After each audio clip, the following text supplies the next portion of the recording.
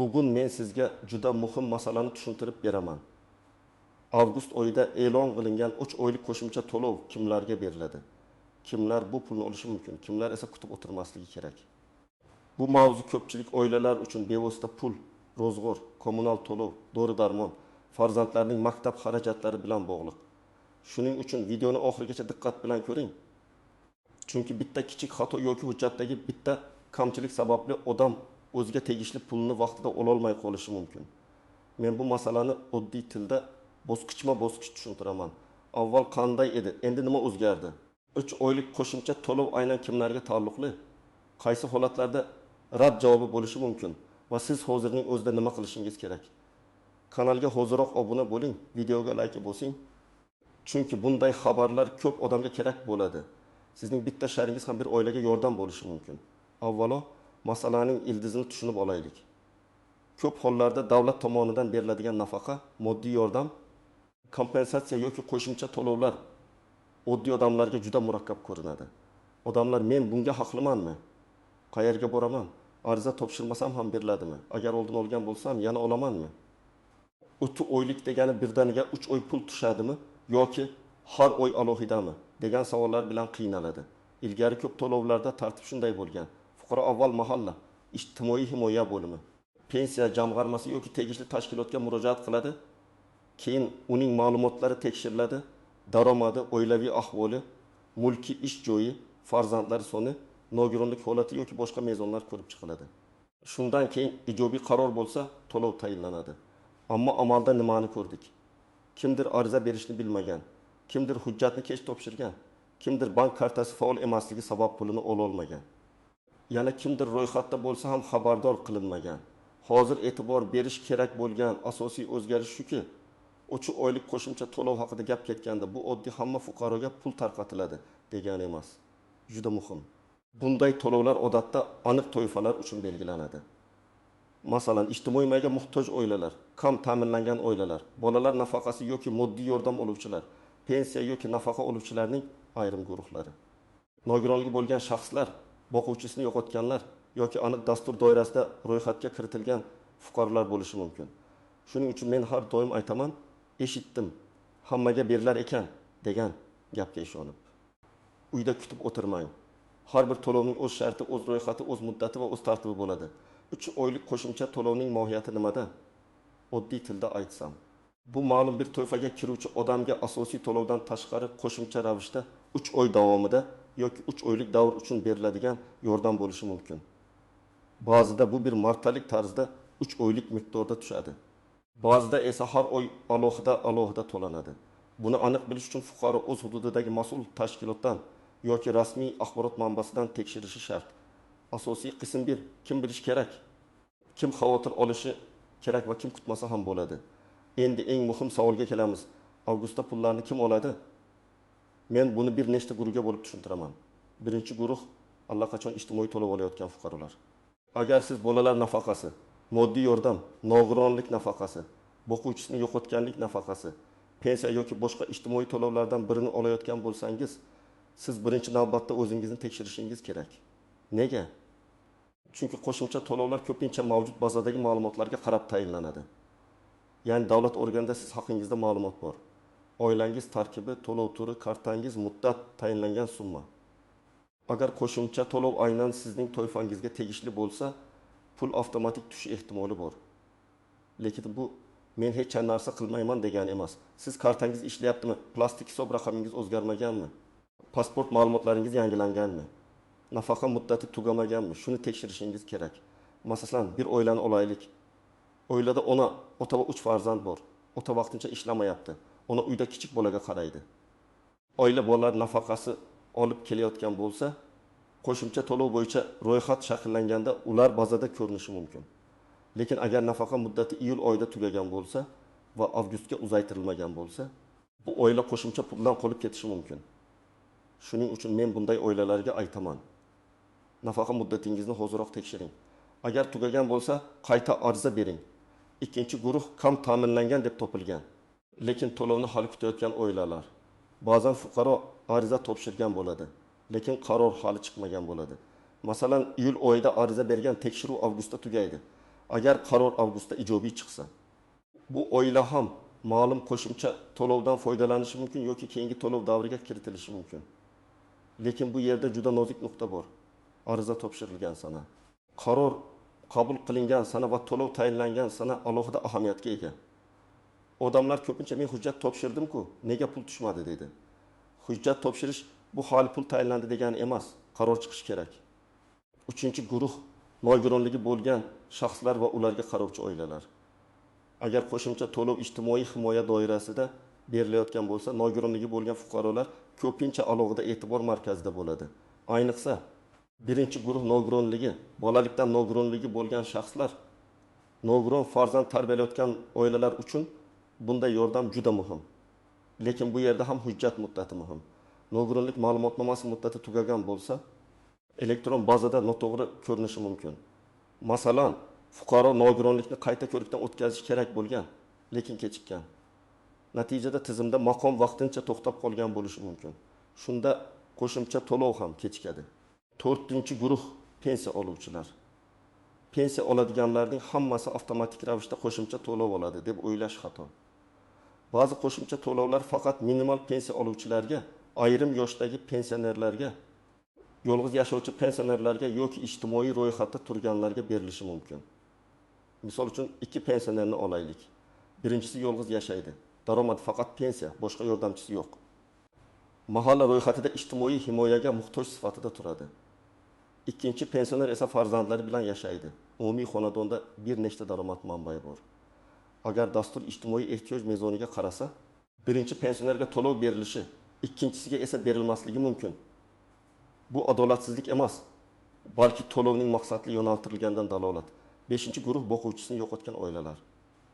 Bunday oilalarda farzandlar yoki mehnatga layoqatsiz oila a'zolari bo'lishi mumkin. Agar asosiy daromad manbai yo'qolgan bo'lsa, davlat tomonidan beriladigan nafaqa va qo'shimcha yordamlar ular uchun katta tayanch bo'ladi. Lekin hujjatlarda oila tarkibi to'g'ri ko'rsatilgan bo'lishi kerak. Farzand o'qishni davom ettiryaptimi, yoshi nechada, vasiylik hujjatlari bormi, bank kartasi kimning nomida? Bularning hammasi muhim. Endi kimlar xavotir olmasligi mumkin? Agar siz yuqoridagi ijtimoiy toifalarga kirmasangiz, daromadingiz barqaror bo'lsa, hech qanday ijtimoiy nafaqa yoki moddiy yordam olmasangiz, mahalla yoki ijtimoiy himoya ro'yxatida turmasangiz, unda avgustda hammaga oylik pul berilar ekan degan gapga ishonib kutmang. Sizga tegishli bo'lmagan to'lov uchun bankka yugurish, mahallaga borib janjal qilish, turli Telegram guruhlardagi yolg'on havollarga kirish shart emas. Eng to'g'ri yo'l rasmiy manbadan tekshirish. Keling, raqamli misollar bilan tushuntiraman. Deylik, bir oilaga oyiga 500 ming so'm bolalar nafaqasi tayinlangan. Agar dastur bo'yicha 3 oylik qo'shimcha to'lov shu miqdor asosida hisoblansa, ular jami 1.500.000 so'm qo'shimcha olishi mumkin. Lekin bu faqat misol. Boshqa holatda qo'shimcha to'lov qat'iy belgilangan miqdorda bo'lishi mumkin. Masalan, har oy 300 ming so'mdan 3 oy jami 900 ming so'm. Yana bir holatda bir martalik to'lov bo'lishi mumkin. Avgustda bir yo'la 3 oylik summa. Shuning uchun odamlar orasida falonchi 1 million oldi, men nega 7 ming oldim degan savol tug'iladi. Chunki to'lov turi oila tarkibi. Tayinlangan nafaqa, hududiy dastur yoki mezonlar har xil bo'lishi mumkin. Endi men eng ko'p uchraydigan xatolarni aytaman. Birinchi xato, agar menga oldin pul tushgan bo'lsa, endi ham albatta tushadi deb o'ylash. Yo'q, bu har doim ham shunday emas. Ijtimoiy to'lovlar muddatli bo'ladi.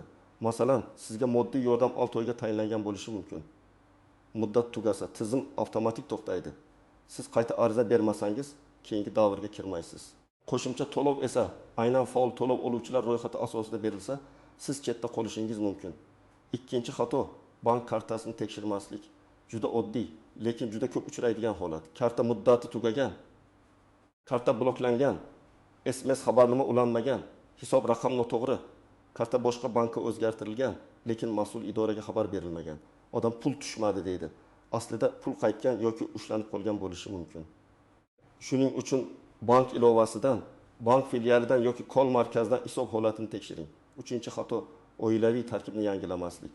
Masalan, farzand tug'ildi, lekin hujjatlar to'liq rasmiylashtirilmagan. Yoki farzand boshqa manzilda ro'yxatda turibdi. Yoki er-xotin ajrashgan, lekin hujjatda hali eski ma'lumot turibdi. yoki oila a'zolaridan biri chet elda, lekin tizimda daromad yoki holat boshqacha ko'rinadi. Ijtimoiy to'lovlar hisoblanganda oila tarkibi juda katta rol o'ynaydi. Bir kishining noto'g'ri ko'rsatilishi ham qarorga ta'sir qilishi mumkin. 4-xato norasmiy xabarlarga ishonish. Men ko'p ko'raman. Mana shu havoladan kiring, 3 oylik pulni oling. Kartangiz raqamini yozing. Pasportingizni yuboring. Kod keldi ayting degan firibgarliklar juda ko'payadi. Hech qachon bank kartangizning maxfiy kodini, SMS kodini, PIN kodini hech kimga bermang. Davlat to'lov olish uchun hech kim sizdan karta PIN kodini so'ramaydi. Agar kimdir, men sizga pul tushirib beraman, faqat komissiya to'lang desa, ehtiyot bo'ling. Bu juda katta ehtimol bilan firibgarlik. 5-nozik jihat. Yashash joyi va ro'yxatdan o'tgan manzil. Ba'zi to'lovlar fuqaroning doimiy ro'yxatdagi manzili bo'yicha ko'rib chiqiladi. Siz Toshkentda yashab, boshqa viloyatda ro'yxatda tursangiz, arizangiz qaysi hududda ko'rilishi, mahalla ma'lumotlari qayerdan olinishi muhim bo'ladi. Ayniqsa, kam ta'minlanganlikni aniqlashda mahalla va ijtimoiy xizmat organlari real yashash sharoitini tekshirishi mumkin. Shuning uchun manzil masalasini ham e'tiborsiz qoldirmang. 6-jihat daromad ma'lumotlari. Ba'zi odamlar men ishlamayman deydi. Lekin tizimda u yakka tartibdagi tadbirkor sifatida ochiq turadi. Yoki eski ish joyidan ma'lumot o'chmagan, yoki uning nomida mashina, yer, uy, ijara daromadi bor. Bu ma'lumotlar tekshiruvda chiqishi mumkin. Agar siz haqiqatan ham faoliyat yuritmayotgan bo'lsangiz, lekin hujjatda boshqa ma'lumot turgan bo'lsa, uni tartibga keltiring. Aks holda siz kam ta'minlangan deb topilmasligingiz mumkin. 7-jihat qarzdorliklar va ushlab qolishlar. Ba'zi hollarda bank kartasiga pul tushganda avvalgi kredit, aliment, sud qarori, bankda inkasso yoki boshqa ushlab qolishlar sabab pulning bir qismi avtomatik yechilib ketishi mumkin. Fuqaro davlat kam pul berdi deb o'ylaydi. Aslida to'lov to'liq tushgan, lekin qarzdorlik sabab ushlab qolingan bo'ladi. Bunday vaziyatda bankdan hisobvaraq ko'chirmasini oling. Unda qachon qancha pul tushgani va nima uchun yechilgani ko'rinadi. 8-jihat 3 oylik qo'shimcha to'lovning muddati. Odamlar avgustda e'lon qilindi, demak avgustning 1-kuni tushadi deb o'ylaydi.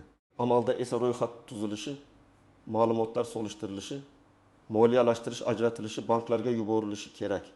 Shuning uchun ayrimlarga pul avgust boshida, ayrimlarga o'rtasida, ayrimlarga oxirida tushishi mumkin. Agar siz ro'yxatda bo'lsangiz, lekin pul bir kunda tushmasa vahima qilmang. Lekin uzoq kechiksa albatta tekshiring. 9-jihat to'lovdan rad etilganlar. Agar sizga rad javobi berilsa, bu yakuniy hukm degani emas. Rad sababi yozma yoki elektron tarzda ko'rsatilishi kerak. Masalan, daromad mezondan yuqori, hujjat yetishmaydi, oila tarkibi noto'g'ri, ariza muddati o'tgan, bank rekviziti noto'g'ri yoki siz tegishli toifaga kirmaysiz. Agar rad sababi asossiz deb hisoblasangiz, shikoyat qilish huquqingiz bor. Shikoyatni og'zaki emas, yozma tarzda qoldiring. Yozma murojaatning javobi bo'ladi, og'zaki gapning esa ko'pincha izi qolmaydi. Endi men sizga aniq amaliy reja beraman. 1-qadam, o'zingiz qaysi toifaga kirishingizni aniqlang. Siz bolalar nafaqasi olasizmi? Moddiy yoki nafaqa olasizmi? Nogironlik maqomingiz bormi? Boquvchisini yo'qotganlik bo'yicha to'lov bormi? Mahallada ijtimoiy ro'yxatda turasizmi? Agar javob ha bo'lsa, siz tekshirishingiz kerak bo'lgan odamlar qatoridasiz. 2-qadam, hujjatlaringizni tayyorlang. Odatda kerak bo'lishi mumkin bo'lgan hujjatlar: pasport yoki ID karta, farzandlarning tug'ilganlik guvohnomasi, nikoh yoki ajralish haqidagi hujjat, nogironlik ma'lumotnomasi, pensiya yoki nafaqa olishingizni tasdiqlovchi ma'lumot. Bank kartasi rekvizitlari, yashash joyi bo'yicha ma'lumot, daromad haqida ma'lumotlar. Har bir holatda ro'yxat farq qilishi mumkin, lekin asosiy hujjatlar shular. 3-qadam, mas'ul joyga murojaat qiling. Agar siz ijtimoiy yordam masalasida bo'lsangiz, mahalla yettiligi, ijtimoiy himoya bo'limi yoki inson ijtimoiy xizmatlar markaziga murojaat qilishingiz mumkin. Agar pensiya yoki nafaqa masalasi bo'lsa, pensiya jamg'armasi yoki tegishli bo'limdan ma'lumot oling. Agar pul tushgan-tushmaganini bilmoqchi bo'lsangiz, bank ilovasi, bank filiali yoki bank kol markazi orqali hisobingizni tekshiring. Agar elektron xizmatlar orqali ariza berish imkoniyati bo'lsa, MyKuz kabi rasmiy portallardan foydalaning. 4-qadam, ariza yozganda aniq yozing. Menga pul bering deb umumiy yozmang. Masalan, men falon turdagi ijtimoiy yordam oluvchiman. avgust oyida e'lon qilingan 3 oylik qo'shimcha to'lov bo'yicha ro'yxatda bor yo'qligimni tekshirib berishingizni so'rayman. Agar to'lov tayinlanmagan bo'lsa, rad etish sababini yozma ravishda ma'lum qilishingizni so'rayman. Mana shunday yozsangiz, murojaatingiz aniq bo'ladi. 5-qadam, barcha javoblarni saqlang. Ariza topshirgan bo'lsangiz, qabul qilingan sana ro'yxat raqami. Mas'ul xodimning javobi, SMS xabarlar, bank ko'chirmasi, bularning hammasini saqlang. Keyin nizo chiqsa, sizda dalil bo'ladi. Ko'pchilik odam shu aytishgan edi deydi, lekin hech qanday hujjat yo'q. Hujjatsiz isbotlash qiyin. 6-qadam, bank hisobingizni tartibga keltiring. Karta muddati tugagan bo'lsa, yangilang. Karta yo'qolgan bo'lsa, bankka boring. Telefon raqamingiz o'zgargan bo'lsa, bankdagi raqamni yangilang. Agar qarzdorlik bo'lsa, bankdan aniqlang. To'lov boshqa hisobga ketib qolmasligi uchun rekvizitlaringizni tekshirib qo'ying. 7-qadam, firibgarlardan ehtiyot bo'ling. Hech kimga SMS kod bermang. Hech kimga kartangizning orqa tomonidagi kodni yubormang. Pulni tezlashtirib beraman degan odamga ishonmang. Davlat to'lovlari rasmiy tartibda beriladi. Tanish bilish orqali yashirin pul tushirish degan narsa bo'lmasligi kerak. Agar kimdir sizdan pul so'rasa, darhol shubhalaning. 8-qadam, agar rad javobi bo'lsa, sababini o'rganing. Masalan, sizga daromadingiz yuqori deyishdi. Siz esa haqiqatda ishsiz. Unda tizimda qaysi daromad chiqqanini aniqlang. Balki eski ish joyi yopilmagan, balki tadbirkorlik faoliyati faol turibdi. Balki nomingizda mulk bor. Sababni bilmasdan turib, menga adolatsizlik qilishdi deyish foyda bermaydi.